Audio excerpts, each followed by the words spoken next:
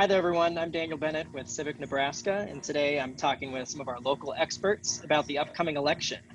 There's lots of information floating around out there about the election coming up, floating around on our social media, in the news, from politicians. So we wanted to go straight to the people who are going to making sure our elections run smoothly, which is our county clerks. So today I'm joined by Kelly Sides. Kelly, if you could wave so people know who you are. Hi. She's the county clerk in Bluff County, which is my home county, and also by Mindy Kezar. Mindy, if you could wave. She's in Garden County, which is also in western Nebraska.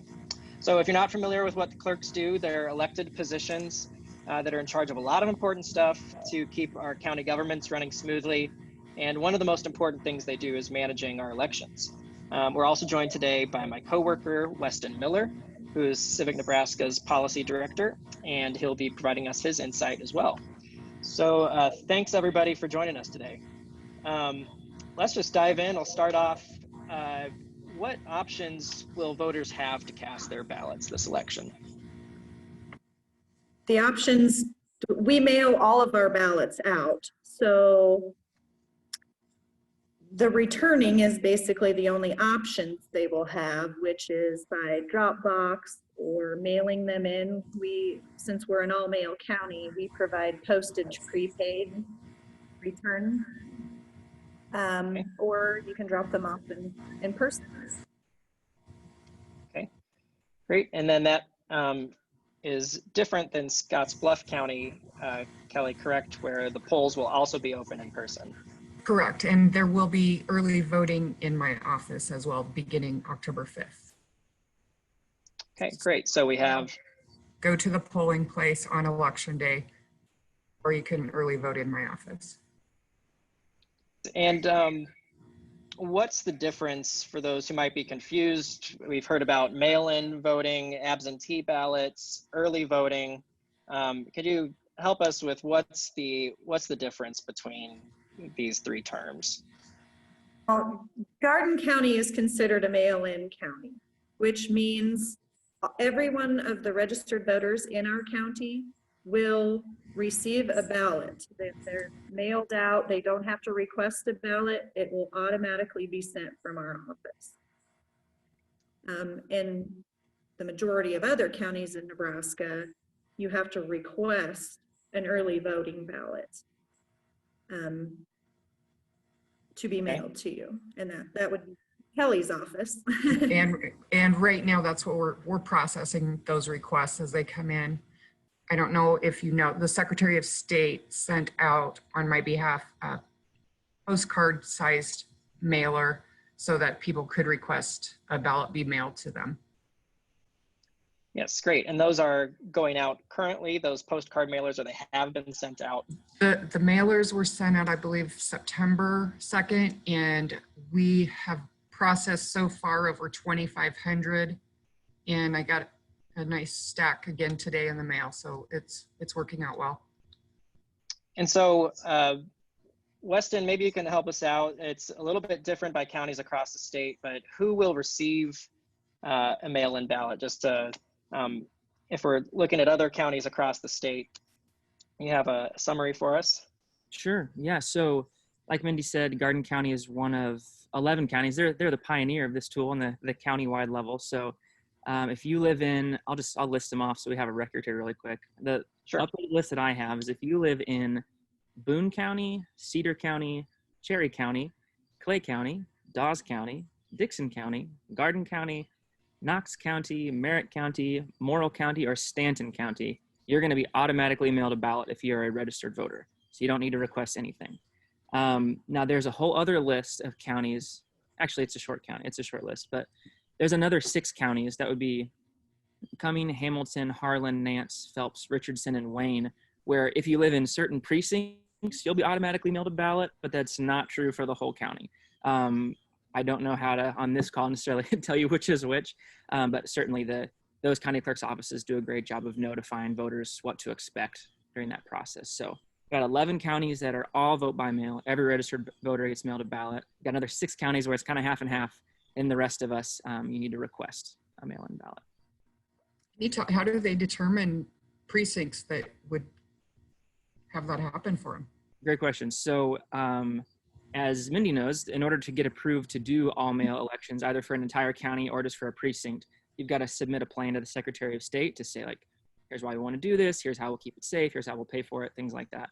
The Secretary of State's office then says, yes, do it, or no, you can't do it. Historically, it was really about geography. I mean, I think only since 2005 has this been a tool available to anybody.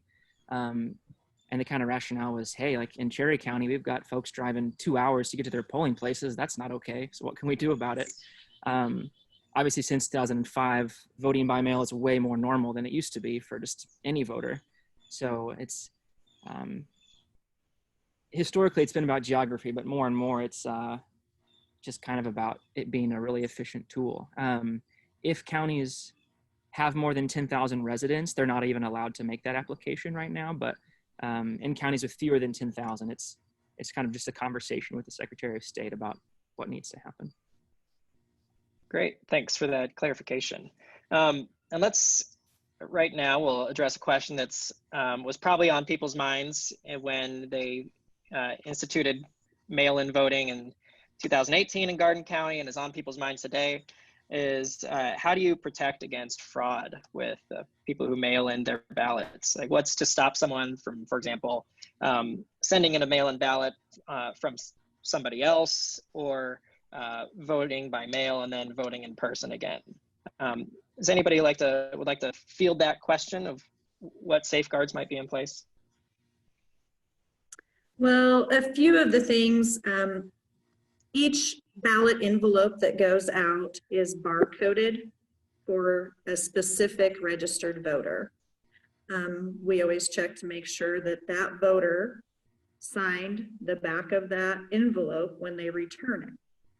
We check the signature with the signature that's on file in the voter registration system.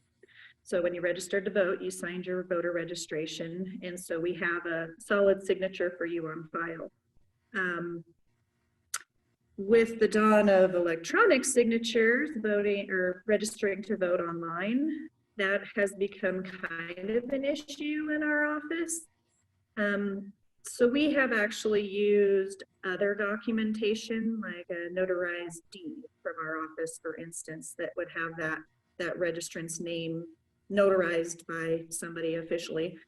And we've used those before, and we've even called people before and said, hey, can you stop in and sign a new voter registration, because this doesn't seem to match, and maybe your signature has changed.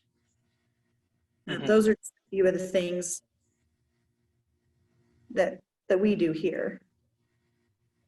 Great, thanks. Kelly, anything to add from your end? If we have any question with the signature, I am going to leave that to my counting board and my canvassing board to determine, to help us determine if we think the signature, like Mindy said, through the years, signatures do change. I mean, I can see that even my own does, but it's a matter of looking at what's been captured in our election program for voter registrants. And, you know, there's 5 of us in the office, and we might all take a look at it and pick out a letter and be able to determine that it is indeed the voter, the correct voter. And so, so what does that process look like if you get a signature that you think doesn't match, or what happens then, and what can voters do about that to know if their if their ballot was received? Like Mindy said, we can have the voter verify on it for themselves. Okay, so you would notify them to say, hey, there was a problem with a ballot that we received and the signature that was on it. Could you come in? And I wouldn't call it a problem necessarily. I think that might spook somebody, but as we'd like helped in determining that this is indeed their vote. Great. And obviously it's a little bit different with we have 1,300 and some voters in our county, and Kelly obviously has a lot more. Generally, we know our voters, and I have even ran down to the bank before and verified it when I was taking a deposit down. That, you know, it's probably more difficult for her than it is for me, because we generally know or know somebody who knows the voter. So. Yes, yeah, that's a great thing about our elections being managed here at the local level. And Nebraska, a lot of our counties are smaller, that you do get to know people. So that's great. The U.S. Postal Service has been in the news a decent amount recently, or at least it was a couple of news cycles ago. I guess, can you just tell us a little bit more information of, if somebody does decide that they want to mail back a ballot, how can they be sure that that's going to be received in time? And what are the cutoff dates? If you could explain a little bit more about that. It needs to be to the office by the close of polls. So a postmark isn't what gets your vote counted. So if there's any question, I do have a drop box. We all have a drop box now, and the building is open, so you can bring it in by hand. So Dropbox, you can bypass the whole postal service and deliver it straight to the county offices. And then you're saying that in Nebraska, it has to be in by the close of polls. It doesn't matter if it's postmarked by the election day. Correct. It has to be in your hands. And let's talk a little bit about, I guess, what the polls will be like on election day for those who choose to go in person.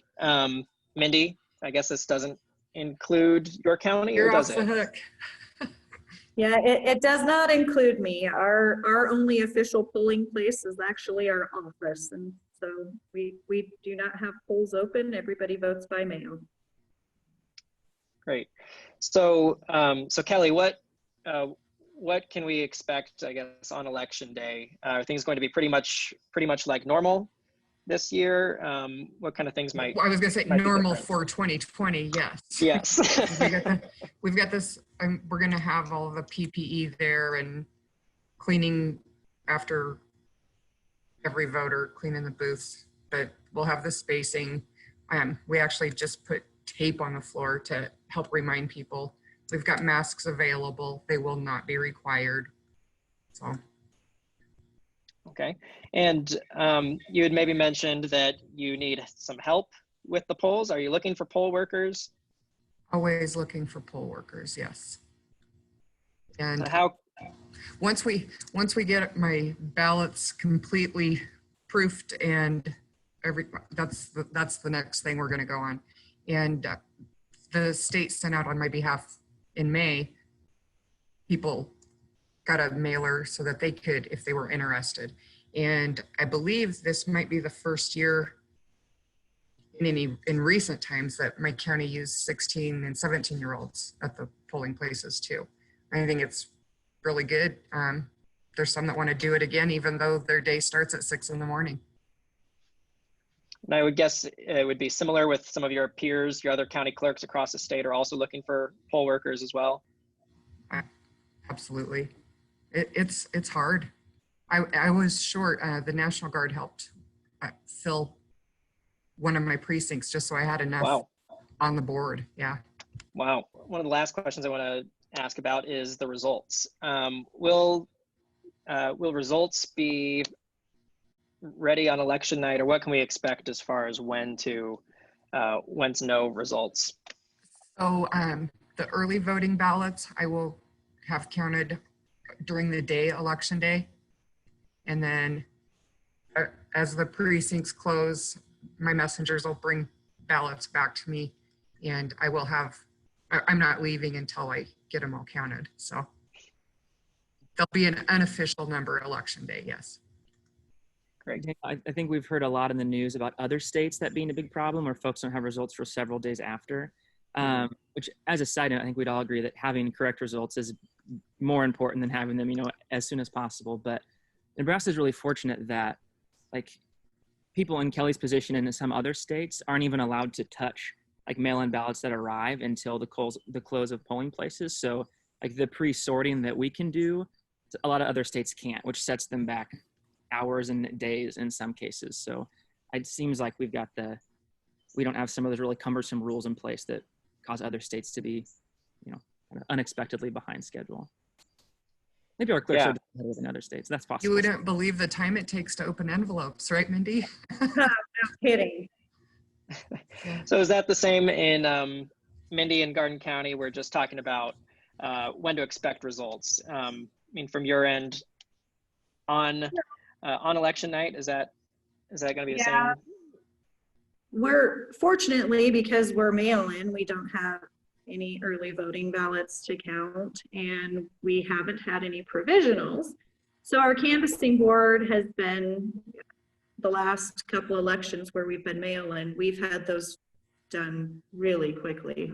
Our official results have been done on election night. Usually, I would say 8:30.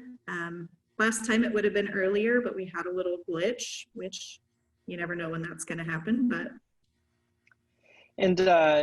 one thing you've brought up a couple of times that we haven't really mentioned is this canvassing board. Who's are these the people who are counting the ballots?